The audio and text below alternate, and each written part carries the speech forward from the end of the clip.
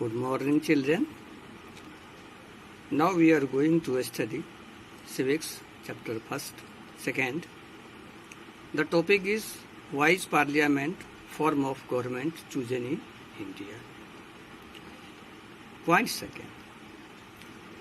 In this type of government, the executive is the part of legislature, hence the chances of conflict are minimum. जो लोकतांत्रिक सरकार होता है, जहाँ की पार्लियामेंट्री टाइप की गवर्नमेंट होती है, पार्लियामेंट टाइप गवर्नमेंट में एग्जीक्यूटिव और लेजिस्लेचर अर्थात व्यवस्थापिका और कार्यपालिका के बीच तालमेल होता है, जिससे मतभेद की संभावना कम से कम होती है। थर्ड टाइप है the parliament form of government is best suited for a vast country like India, where a wide range of social and cultural diversity exists.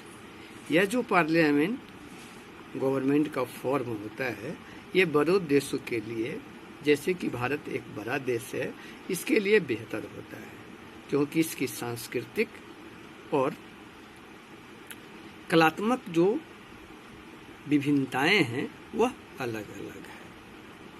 Point 4. The parliament form of government establishes mutual harmonious cooperation between executive and the legislature.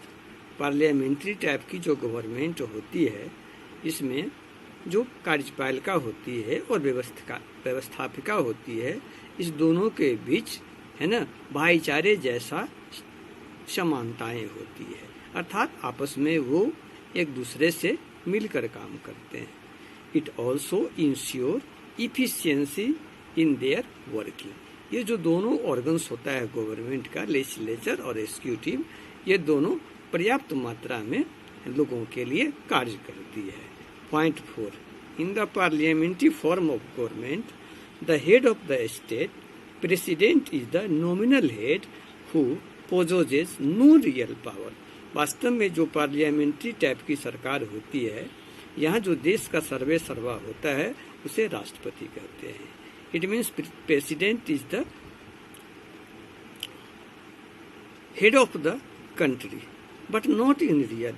वास्तव में जो व्यवहारिक रूप होता है, यह व्यवहारिक रूप से देश के प्रधान नहीं होते हैं। All the power and authorities are vested in the hand of the Prime Minister, who is the head of Council of Ministers.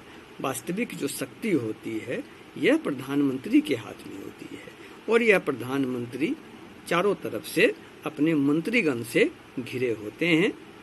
The Council of Ministers is collectively responsible to the legislature. Legislature के लिए जो पूरा उत्तरदायित्व होता है, वो मंत्रियों के समूह का होता है। So there are no chances of emergence of a dictator. और इस तरह से जो पार्लियामेंट्री टाइप की सरकार होती है, इसमें कोई भी जो डिक्टेटरशिप होता है, कोई भी जो तानाशाही होती है, यह नहीं हो पाती है। Now the next topic is the president of India, अर्थात भारत का राष्ट्रपति। India is a republican state where the head of state is the president, is an elected representative and not a hereditary rule as a monarch.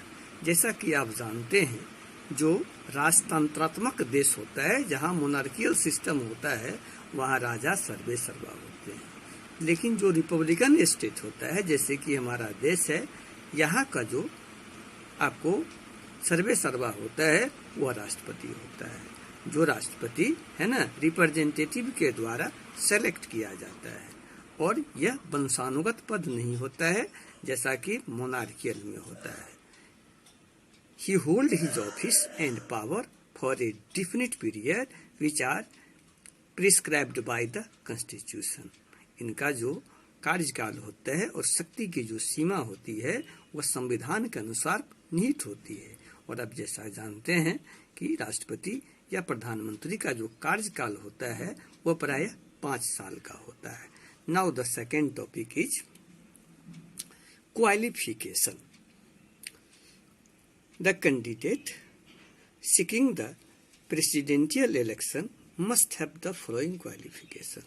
जिस व्यक्ति को राष्ट्रपति के पद के लिए उम्मीदवार होना होता है उनकी निम्नलिखित योग्यताएं होती है।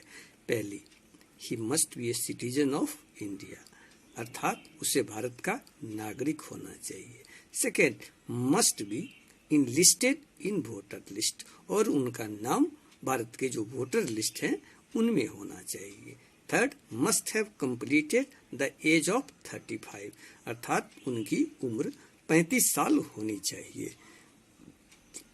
Fourth, must not hold any office to profit under central और स्टेट गवर्नमेंट, अर्थात उस व्यक्ति को राज्य सरकार या केंद्र सरकार के अधीन जो सरकारी पद होते हैं इन पर स्थापित नहीं होना चाहिए। If it happens the post must be vacated before seeking the election, अगर ऐसा होता है अर्थात अगर वह व्यक्ति किसी सरकारी पद पर होता है तो इलेक्शन लड़ने से पहले उन्हें या तो इस्तीफा देना पड़ता है या तो रिजाइन करना होता है।